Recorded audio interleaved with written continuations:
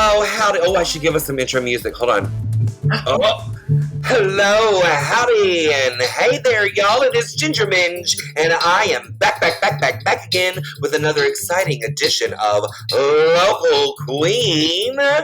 Today, we're talking to one of my all-time favorite people, part of my circle of friends, my gaggle of gays, the multi-talented, multi-award-winning, multi-functional Mr. Miss Adrien. Hello. What's up, Ginge? Hey, I wish I had an applause button, but I didn't add one. I would have given you a thunderous ovation. That's very sweet. How you doing? I'm great. How are you? Very good after that intro. That made me feel warm and fuzzy. Yes, well, that's me. Warm and fuzzy all the time, whether I want to be or not.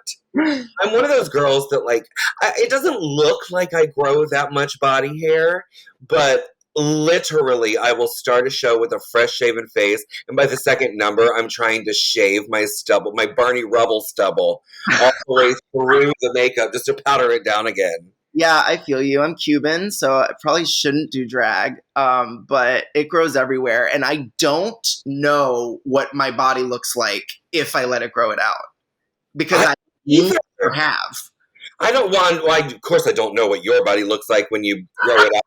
But me, for my own body, I don't know, because I've never had the opportunity to, just sit and let it grow. Right. Well, also, when you saw your first hair that wasn't supposed to be there, you shaved it immediately, right? I plucked it. Okay, there you go. Yeah, I was shaving my body with those little Bic, the green and blue, those dollar ones with the one blade. And then I have they used to sell them in the vending machine at Parliament House. And they have the pack of 100. For $1.50. Oh my God, I used to steal them from my dad and shave every inch of myself. Well, I didn't know that I was going to be this hairy, obviously. So when I got my first chest hair, I was like, I'm going to pluck it out and keep it forever. It's probably the only thing I'll ever grow. Meanwhile, it was an hour. A year later, I was covered. And now, I got so sick of shaving everything or narrowing everything because I'm so sensitive. My skin is so sensitive that it breaks out. So now I'm people think I'm matronly, but that's why I have gowns that come up to here, full long sleeves, cut all the way up the back, and long hair. I'm telling you, it's turtleneck to the wrist to the ankle. And I don't want to hear anything about it. Well, if I had a neck, I would wear a turtleneck. I just look like a little fat, uncircumcised penis if I have a turtleneck on. Well, they have the mask ones now, so you can be uncircumcised too.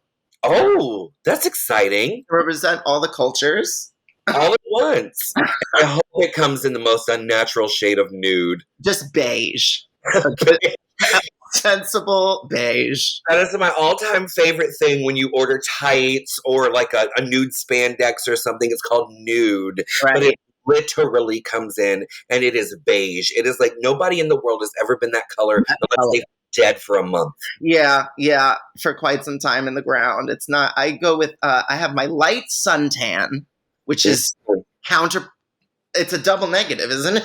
Yes, it is. Well, I remember when I first started doing drag, all we had was the dance skin, the really shiny tights, the ones they wear at Hooters. Right. That was called Burnt Toast. On the package? On the package, they were called Burnt Toast. And then I've been wearing body wrappers for, oh my gosh, probably almost 15 years now, because they're the only ones that I feel are really good for a plus-size girl. They really fit. They go over everything. They smooth it out, and they don't slip. I wear all my costumes. It's the only way to keep everything together. Yeah, absolutely. And the color I wear now, what's it called, babe? It's called Jazzy Tan? Jazzy Tan. Jazzy Tan. Well, that's better than, what is the Burnt Toast? Yeah. A stroke system? It looked like a Muppet color. It was orange, and so freaking shiny. Texas dirt for legs. Okay, I know we're getting sidetracked here, and we've barely begun. But if you are an avid listener of this podcast, I'm sure you know that that's what we do. That's what happens here.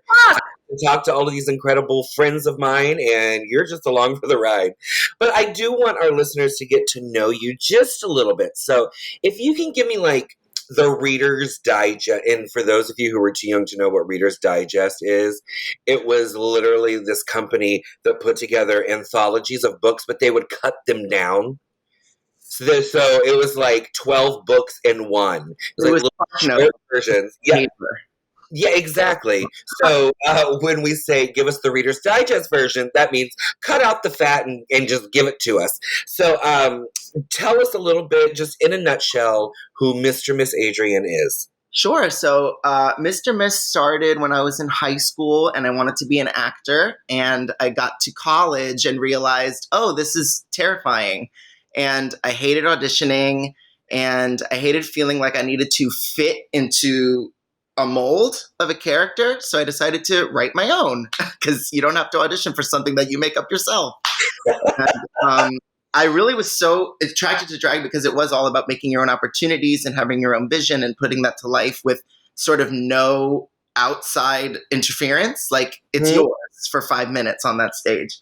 And when I got to, so I got to college, studied acting during the day, and was going to Pulse at night and dressing in drag and looking just terrible. I mean, Forever 21 was on a good week if I could afford that. It was bad. I'm going to start a fat girl clothing store called Forever 22. Right.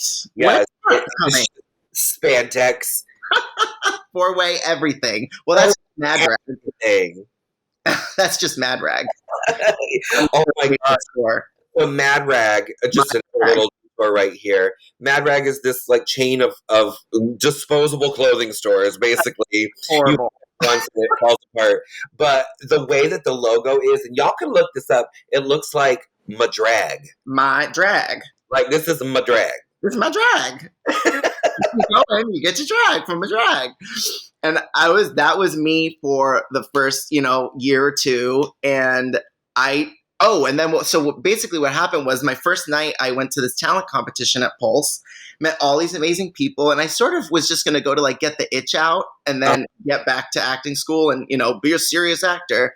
But I lost. I came in second place and I said, well, we can't have that, can we? No, we can't. I went back the next Tuesday and won and went back every Tuesday after that. Fell in love, got my first job at Pulse, incredible experience. Obviously, we lost Pulse, which was sort of the death of my innocence, I guess. Like it was sort of a lot of us, honestly. Yeah. I mean, drag stopped being fun and it started being sort of a mission. Like, what am I doing sort of thing? Like, what is the, existential crisis? Why am I here? All that sort of stuff. Yeah. Well, for a lot of us in Orlando, we have a lot of survivor's guilt. Yeah. After that, I mean, it was such a it affected the entire world. It affected the entire world, and I remember so specifically sitting there watching the news the next morning and seeing the Eiffel Tower lit up in rainbow colors, and feeling angry.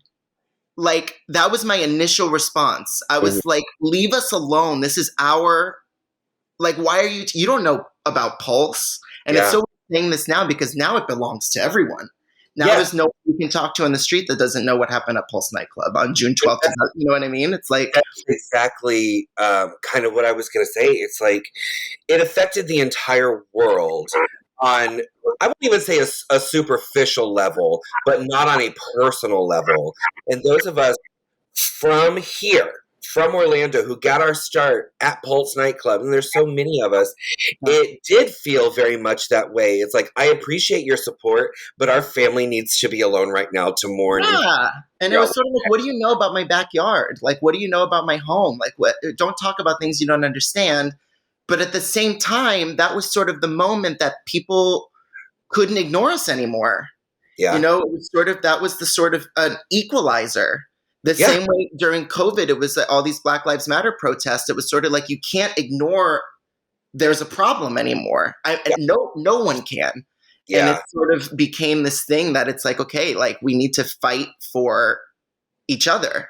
Mm-hmm. And the way that you and I do that is putting on women's clothing and telling Exactly. stories. I have never in my entire life experienced something like a tragedy of the magnitude of Holt happening. I mean, of course, my birthday is 9/11, so I went through all of that on a different kind of level than most people because it's like supposed to be this day of celebration for me, And and you're waiting for it and you're so excited. And I yeah. was supposed to fly to New York City for the first time that Oh, morning. no. And it just like the whole thing was very traumatic. And I was like, nothing is ever going to top this. This is one like for my own personal history books. And then when Pulse happened, it affected me on such a visceral level that it's trauma. I don't think that it's something that I will ever get over. I don't think it's something that I'll ever fully be at peace with. But the one thing that was really good that came out of it, aside from like everybody else in the world kind of jumping on board and supporting us, Yeah. was seeing how this particular town, this place, Orlando, came together. Yeah. And I'm talking about people from the center, people from the far left, people from the far right. We all realized that this was something that affected us in our community, and everybody just showed up and banded together. It still does. I mean, to this day, it's a completely different energy after that happened. There's nowhere you can turn where you don't see some sort of tribute or art on a wall or, Yeah. mural or it's everywhere, a flag, anything that it sort of reminds you like you're safe, in this city. Now, the fact that we have absolutely no queer spaces to go into, that's a completely different story because all of our clubs are closing. We'll get into this in a little bit Yeah. because I want to give that its due. Yeah. But so you decided, just to rewind a little bit, you were going to join Pulse. You were there every Tuesday. Every Tuesday until I got my job on Wednesdays with Roxy Andrews and Angelica Sanchez and Kaya Adonis, who I worshipped and adored and still do. And I had no business being on that cast, but they trusted me and I grew because I was forced to, the caliber of drag that was around me, I had to step my shit up, Yeah. So I did. And I had 3 of the best years of my life there. We talk all the time with the employees. It's like we would get there when the club opened and we would leave an hour after the club closed. Yeah. It was home. Now, I go in and I clock out, I do my show. Thank you. Good night. I'm out of there. But it was special. It was really special. And when we lost that, there was this huge hole in the community, and I moved over to Southern Nights. Mm-hmm. Very different experience. One that I also grew from a lot and learned a lot about my self-worth. I sort of grew into the person who said, I'm not, when you remember when someone used to offer you a gig and you'd thank them? Yes. Thank you so much. Now it's like, yeah. So there are some gigs that help you grow artistically, and there are some gigs that help you grow as a business person. Right. And I have been on both sides of that. And particularly, I would say since Drag Race, because there's this thing, they call it the sister rate, where all of these people, all of these queens that have been the show directors and booked the shows at these places all around the country that you have begged to work for years, they haven't given you the time of day. Occasionally, they let you come in and work for a tip spot, right? And now they want the buddy discount. Yeah, well, as soon as I was on Drag Race, or as soon as I started doing well at the Miss Continental Plus pageant, even before Drag Race, when I started to really make a name for myself, then they would come back and go, "Oh, girl, now I've always loved you, so you're going to give me the sister rate, right? You're going to do this for $150. You're going to." So I will never forget. And I'm just going to go ahead and tell it because, we lost the Parliament House and I miss it. It was home for me for 15 years. I love that place. But there was this thing about how, Ginger started in this town. She's one of us. She had to work her way to where she is. And I never felt like I got the level of respect that I earned by working there. And it was the white party for the top 4 of season 7. Back when, Drag Race was a once a year thing. There wasn't 5 No, iterations of it. And that we were was an event every single year. And that's every also how you knew who the top the people top were. ones were. Exactly.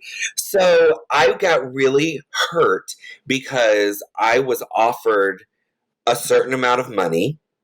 And I found out that Oh, night that even though almost everybody that was there had come to support me, Violet, Pearl, and Kennedy were all being paid almost 10 times as much as I was getting paid. 10 that times. is so. And you wonder what people are thinking. And I was told, well, you're family. You're part of the family. This is. Yeah, so pay me double. Like, But they weren't the ones that were here breaking their backs to get people to come in on a Wednesday night. They right. were the ones who were sitting up here at 3 p.m. on a Monday trying to play bingo and shovel drinks into people's mouths just to get business in the door. Like, I've really earned my spot here. Yeah. Shown how much I am a part of this family that it felt really backhanded. And Right. it's not just Parliament House. I just use that as As an kind of example, of course. And everybody wants to see how much money they can save on you. But it's like, first of all, you know how much money you're making on us. Mm-hmm. And second of all, which is what I try to drum into these, especially in Orlando, it's a huge problem because I never had this problem in New York. But in Orlando, these club owners that don't understand that the people are not coming for your drink specials. Yes. They're coming to see us Mm-hmm. because we have a relationship with them. Exactly. They don't have a relationship with drinks. You know what I'm saying? Like the drink is what they do while they're watching. If they do have a relationship with the drink, then they should probably see a therapist and work on that and try to. That's probably not a healthy relationship. But it's the communication between the queen and the club owners that can admit that. Yeah. And pay us accordingly, and more importantly, respect us accordingly. Mm-hmm. In my experience, those are the nights that succeed. Those are the clubs that succeed because we're not on sale. No. They're not cheapening. If you don't cheapen us, then the whole thing flourishes. But if you cheapen us, then you cheapen the show, then you cheapen the night, then well, I also feel like it's that thing of like, if you don't have enough faith in me as an entertainer to think that I am worth a certain amount of money, that already puts me in the mindset that, oh, this is not a good fit for me, or this is not something important. This is just a space filler until something better comes along. Because if you've made me feel that way, that's how I feel about you and the show and working here. So, of course. So why am I going to put in 100 when you're not even paying me 100? Well, sometimes they don't even want you to give 100. They want you to give 120. Oh, of course, for $20. For 20. So, anyway, we don't want to get bogged down in that. We're just saying that if you are a queen, you should set your worth, know your worth, and demand. Because they need you. They need you. That's my big point. You need them. They need you. I went too many years, and this is really the lesson I learned at Southern Nights. I went too many years thinking that and this goes back to the thank you thing, that I should be grateful for the spot in the club. Not thinking that the club should be grateful to have me in that spot. Mm-hmm. It's a synergy. I'm grateful for the work, of course, but it's a partnership. They're not doing me any favors. Yeah. Nobody wants to go to work when they don't feel like they're valued. Come on, of course. That's exactly what it is. Right. And I had kind of that imposter syndrome for a couple of years, especially right after season 7 of Drag Race, where I was like, I'm just going out and doing the things that I've always done, and all of a sudden I'm getting a lot more attention for it. I'm getting a lot more money for it. And it really made me feel like, oh, I'm a sham and I don't deserve this, because there were so many other people out there in my head telling me, well, girl, you don't deserve this amount of money. I'll give you this. You come here, you do your thing like you always have. Isn't that awful? And it took me a very long time to realize, no, I am killing myself out here on the road, making myself sick. I was Right. bullied up to like 275 pounds and then dropping back down to 175 a couple months later. Like, it's just going up and down because I was so unhealthy. Not I was healthy. drinking so much. I was smoking so much. I was doing all these things that were harmful to me Mm-hmm. just so I could keep up with the level of work that I was Get taking to the next gig. to the next gig, because I was so concerned I wasn't worthy of them. They'd figure out and I would no longer work. Right. And then I realized once I started valuing myself a little bit more, the rest of the world did too. And now I get to kind of pick and choose the things that I do that I'm passionate about. Yeah. I've gotten to do so much more theater, which is kind of a good segue into how you and I, Yeah. what our relationship is. So much like you, I started as a theater girl. And I ran out of roles I wanted to play as a boy. Yeah. And I was like, oh my gosh, the girls have the better roles. So I just started creating my own little shows, my own little spaces when nobody in Orlando would give me the time of day. Right. So I just started approaching like Hamburger Mary's, Bananas Diner when it was here, and going, there's this niche. There's a huge theater community in Orlando. There's nothing that caters to them. Nothing. Oh, Broadway's never going to work. Well, it worked. We sold that place out for a couple of years at Bananas. We then took it over to Hamburger Mary's for Broadway Brunch, which is still running to this day. I mean, I'm no longer there, but it's still something that this town is very proud of. It's part of the legacy of the drag scene here, and it's something And that it's built on that. It's Yeah. like with Disney right down the street, all the theme park kids, all the kids who come here to get, their equity card and then go to New York, like that's what the city's almost for. And it was so funny because, I grew up doing drag in pageants where the whole mindset is it's an illusion, it's from this to that, and you have to look a certain way and act a certain way, and a talent is really this, and your gown should be this. And it was so structured that it skewed my view of drag, when my actual view of drag, or my actual experience with drag every week, was just this ragtag band of misfits who had no other space, and we all found our community together, and we all started putting on little shows that became very successful. Right. And so a few years back, with my best friend Gidget Galore, which anybody who listens to this podcast, they know Gidget, we decided that we were going to bite the bullet and finally do the Golden Girls live. And thank God we did. Not thinking that anybody was going to come and see it. We were like, we're doing this for us. We're just going to have fun doing it. And if anybody likes it, that's good. If not, whatever. It sold out. And then everybody came to see it. Everybody. It's something, it took off to the point where we did not ever imagine that we'd be playing 1,000+ seat venues, completely sold out, selling out our tickets in less than 48 hours every time they go on sale.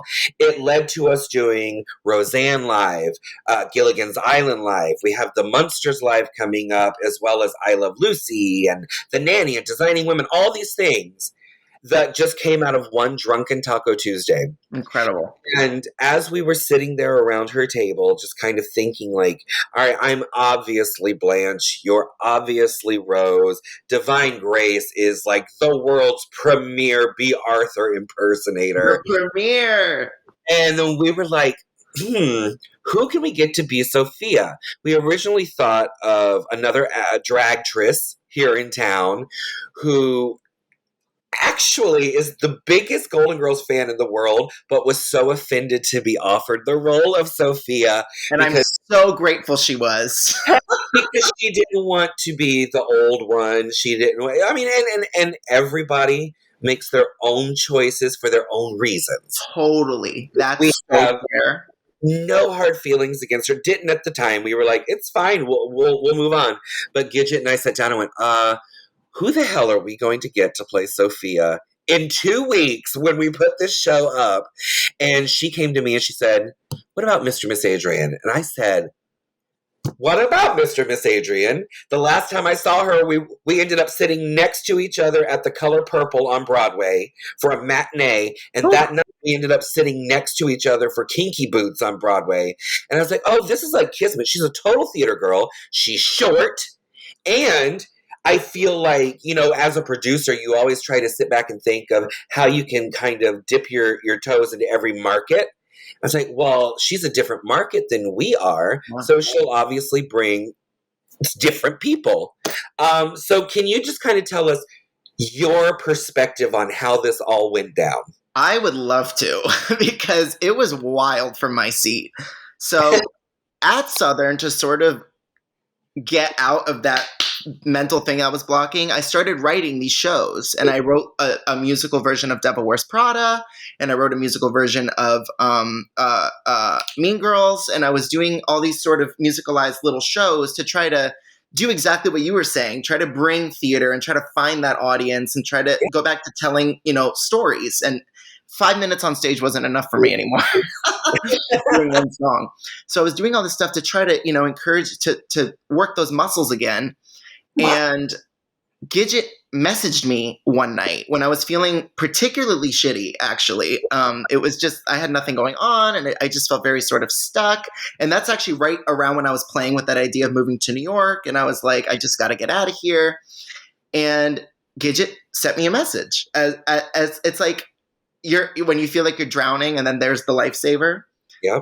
That's really what that was. She said, hey, can I call you? And I was so confused because, like, we all knew each other and we've all been friendly for years. And I have idolized the two of you for years. I mean, everyone in the Comedy Queen system has been so inspirational to me because that's where I could go to see the girls who were telling stories and who weren't just worried about being beautiful and being, you know, dressed to the nines and whatever. And you guys were all those things, plus had a personality and a story to tell.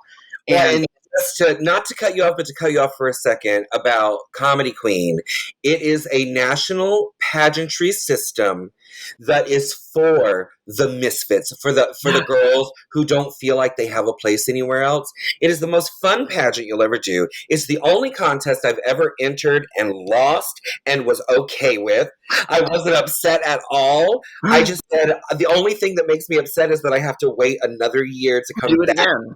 It's the nicest people. All the formers are the nicest, and everybody is beautiful and talented. It's not a joke. No. Being funny is our business. Yeah. Basically, what the tagline is. Taken very seriously, and there's such a sisterhood, and so I just respected the hell out of you guys for the longest time. As at 18 years old, you know, I met Addison, and through Addison, I found all of you guys, and then I just never stopped, you know, sort of looking up to you. So to get that message was really kind of like, what? Like, did I do something wrong? Like, am I gonna like? I don't know what's going to happen. I feel that way every time Gidget texts me. I'm like, what's going on? She's like, hey, sis. And you're like, oh, no, what did I do? But she called me and she says, hey, we're thinking of doing the Golden Girls. Do you know the show? And I was like, of course I know the show, because I'm 27. I was, 23 or 4 at the time? We've been doing this. This is our 4th year. Okay, yeah. So anyway, you do the math at home. I dropped out of college. We're actresses, not mathematicians. Right, yeah. I was that age that you've now calculated for yourself at home. And shoot, now I don't remember where I was going. You see what math was to me? Just seen, she asked if you knew the Golden Girls. Right. And that's sort of like my zeitgeist. Like I listened to like Cher and Madonna and Bette Midler and Celine Dion and watch shows like The Golden Girls and I Love Lucy. And that's always sort of been where my brain has lived. So I was very familiar with the show. And funny enough, Sophia was really the only character that I could ever see myself doing in that lineup of girls. Mm-hmm. And when she said Golden Girls, I said, oh God, I hope it's to do Sophia. And she said, we need a Sophia. And it was just sort of this like cosmic, like I've been waiting for a phone call like this. And I said, absolutely, of course I'll be there. And as soon as I hung up the phone, I said, what the hell have I gotten myself into? I'm so scared. I'm so intimidated. And also could not for the life of me figured out how you guys thought of me. Like I couldn't put the A to the B together of how I came up on the thought train. And to tell you from our side of it, it was we had to find somebody who was not taller than anybody else. We needed somebody on the shorter side, somebody that was on the thinner side, just because physically that's who Sophia was. We needed somebody with a biting sense of humor, something that was kind of dry and very sarcastic, but very like in your face, which has always kind of been your comedic style when you've hosted things. Yeah.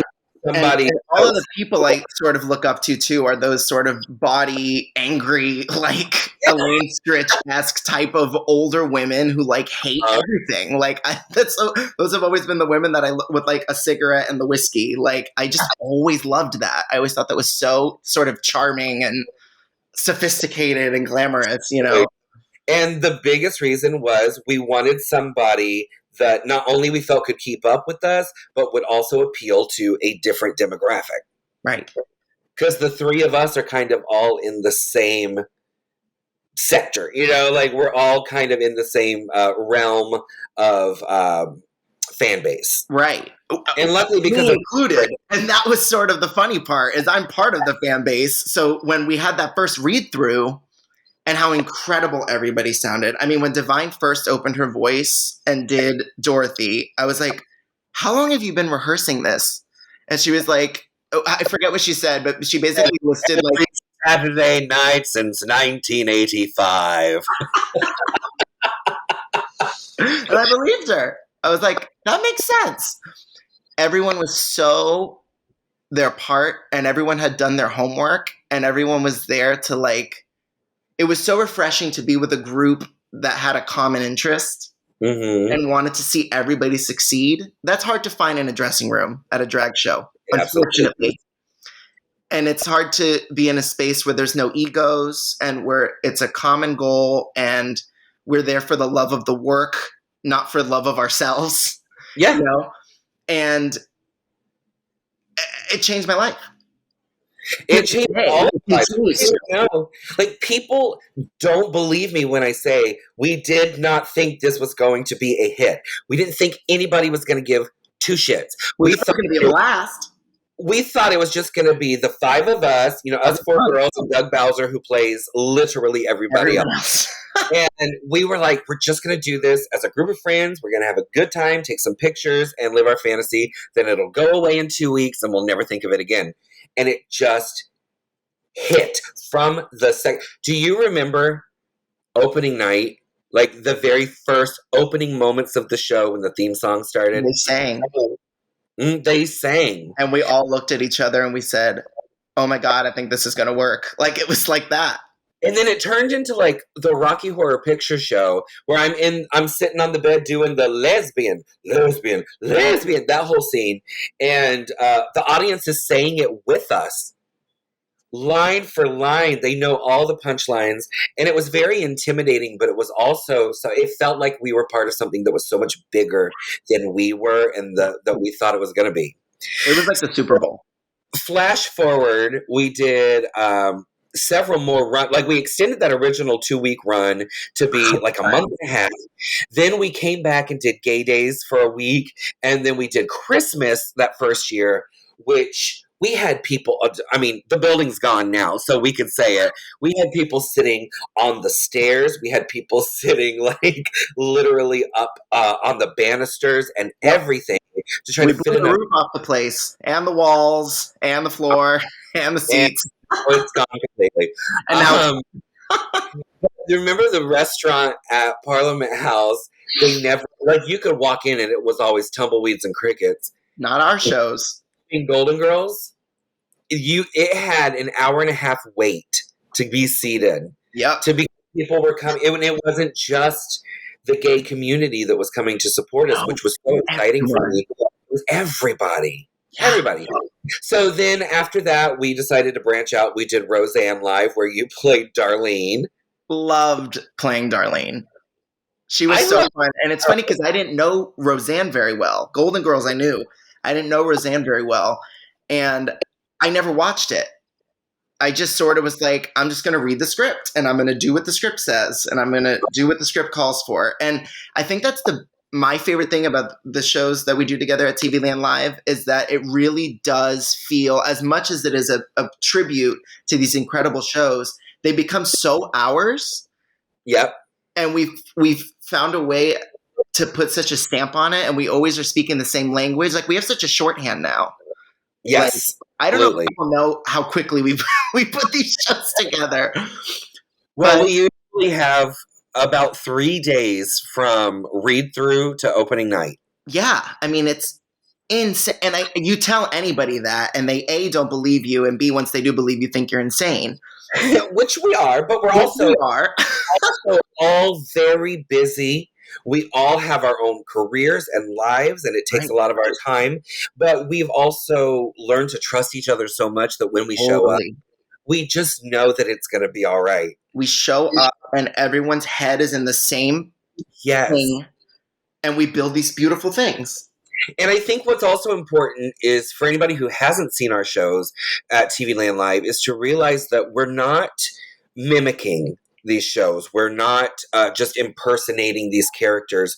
We approach this through kind of a queer lens. We try to make sure that it's really grounded in who we are. And then I write the script so it has enough of the iconic moments that everybody expects from all these shows, but it's something wholly original. Yeah. That is just in that universe of the Golden Girls or Roseanne or Gilligan's Island. Which they've also come to expect. Yes, exactly. Which is so cool now that they know us. And like, don't expect just to see a carbon copy. That's not what we do. That wouldn't be exciting for anybody. No. And why do it?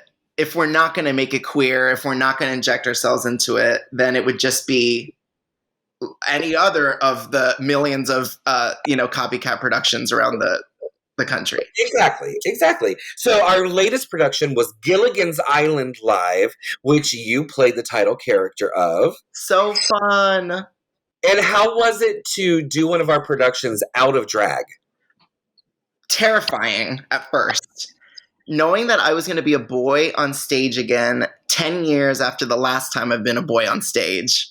And the first time I was going to be on stage without makeup in 10 years. As someone who is incredibly insecure about my talent, as everybody is, back to imposter syndrome, and someone who is incredibly insecure about their skin, I was terrified. But again, we sat down in the room together and we did what we do, and we explored the script, and it got to the point that once we were in the throes of it, I wasn't even thinking about that. Gilligan's Island was so validating to me. And it was so cool to remember at the end of it, like, oh my God, you're an actor. You've just been playing the same part for 10 years. Yeah. And it's a part that involves lipstick and eyelashes and hair, but that's not what makes you valuable. Yeah, that's not the only thing that makes you valuable. Right. Like, it was so validating to know that it comes from here and the work and my love for the work and the people I'm on stage with. And like, that was such a cool sort of freeing experience because we do hide behind our armor sometimes. Like, I know that. The amount of times we're sick and we're like, but shit, we got to get in drag. And then you get in drag and you're not sick anymore. And the second you take it off, you're like, okay, breathe. Right. Yeah. Or something hurts, your knee is hurting, your back hurts, and you get in drag and it suddenly goes away. Because it's this thing that we feel like we're putting on this, it's protection. So to not have that was really scary, but super satisfying. Yeah, and you were so good. Oh, you and Doug were just so lovable in that show. It was so fantastic. I think we've got a video of it. So hopefully, we've been live streaming bits and pieces of our shows here and there. Hopefully, we'll be able to do that one at some point soon. Now, I know that we have to wrap this up so you can get out of here because you are a very busy woman and you haven't got all day. But I want to ask you a couple of questions that we ask all of our guests here on the podcast. Yes. One, what is your definition of a local queen?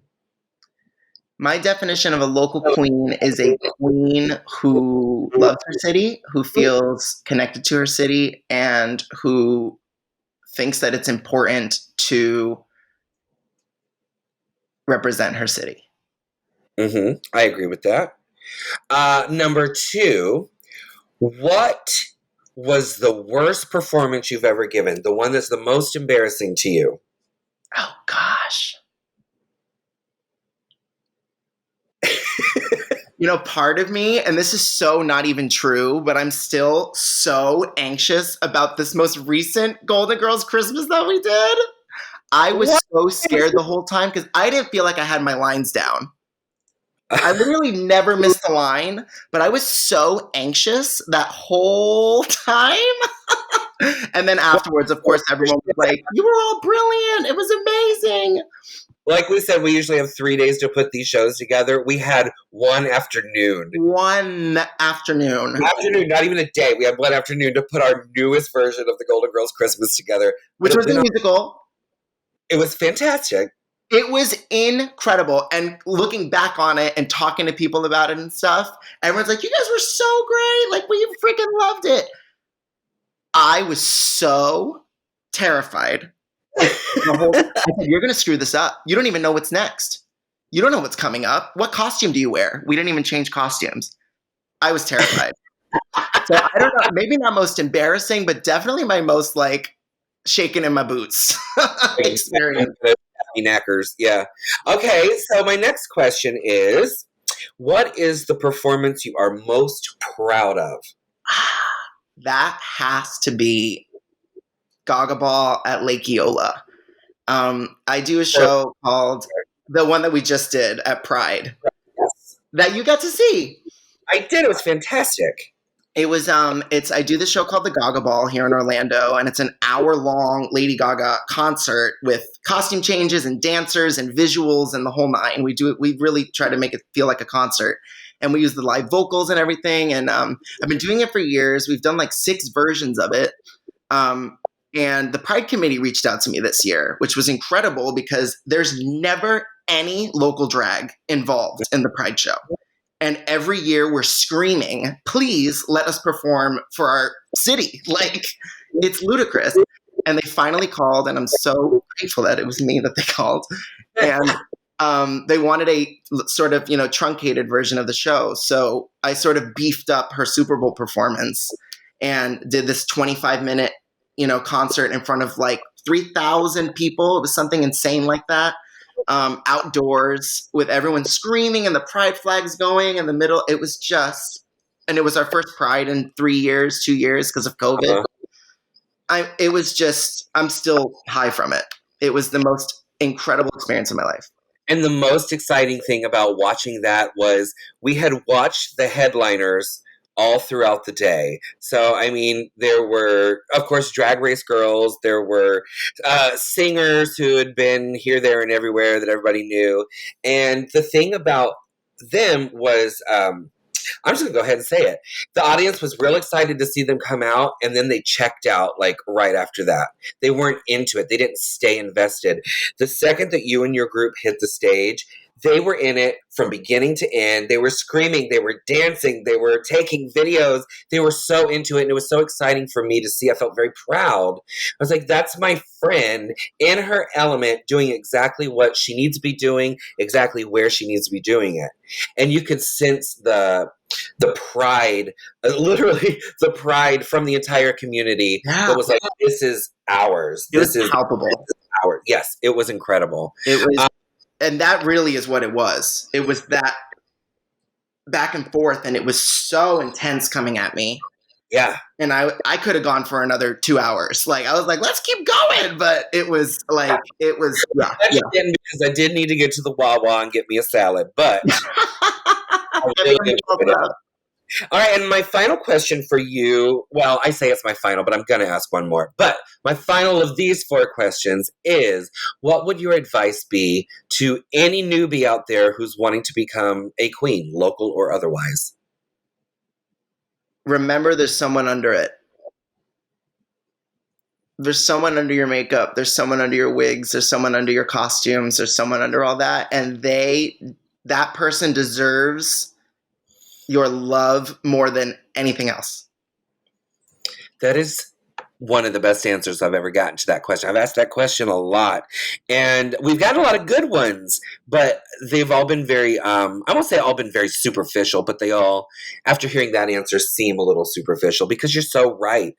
We get, like, it's so hard for me to watch season 7, mostly because of my confessionals, and I look at myself and go, you didn't give a care in the world about Joshua. Everything was about Ginger. My hair was long and fried. I had no eyebrow. I mean, I barely have eyebrows now, but you could tell how unhappy I was as I won't say a boy, because I identify as non-binary, but whoever Joshua was at that point in time was not a happy person. Yeah. And so it's really hard to sit back and watch that. And it's because I gave Ginger all of the credit, all of the time, all of the resources, and never gave anything to Joshua. Yeah, it's crazy because she pays the bills. I mean, Mr. Miss pays the bills, but it's like Mr. Miss isn't real without Adrien.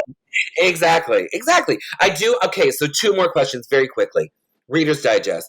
Where did you get the name Mr. Miss Adrien? Because it's not like a Veronica Mills or something. In high school, I used to draw a little cartoon character, sort of inspired by Frankenfurter, and it was just me in these fabulous little costumes, and I just used to doodle Mr. Miss next to it, and I thought, I didn't know what I was doing. It was like a little comic book character, but I loved that he or she didn't care. You know, gender was so unimportant to that little character, and then I realized, I'm like, oh, that's you. And I just don't care. And my favorite part about drag is playing with gender because it's so not real to me. Gender is such a ridiculous, like, who cares? The 2 people who I think do that best in the entire world are you and Axel Andrews. Yeah, because we just don't give a shit. And it's freeing. And it's beautiful. And it's drag to me. Of course it's drag. It's absolutely. I got my shirt. Awesome. Wear it. And then my very final question, where can our listeners find you to follow you and to support you? Yes, so you can follow me at Mr. Miss Adrien. That is MR MS Adrien on Facebook, Instagram, Twitter. I never use it. And everywhere else. And I have some music out. I have an album called Mr. Miss. It's on Apple Music. And I have merchandise that you can get from my Instagram in the link, including this fabulous shirt with my drag daughter, Mikey Meeks. Which we didn't even get into that whole conversation. So I'm definitely going to be back on the podcast very soon. I would love to have our whole TV Land Live crew sit down and just talk about shit, because I think people would be so interested. I could be wrong. Y'all will sound off and let me know if you don't want to hear it. But I think they'd be so interested in hearing literally what that process is from beginning to end. Yeah. Because it's so quick and there's so much. You can find me across all social media platforms. Just go to gingerminge.com and you'll find my link tree, and you can just follow me, and go to tvlandlive.com so you can follow all of our productions and all that. And remember, support your local queens because they are your hometown sheroes. I love you all so much. Make sure you like, subscribe, share, and comment, and we'll see you next time. I love you all so much. Bye. Thanks for having me.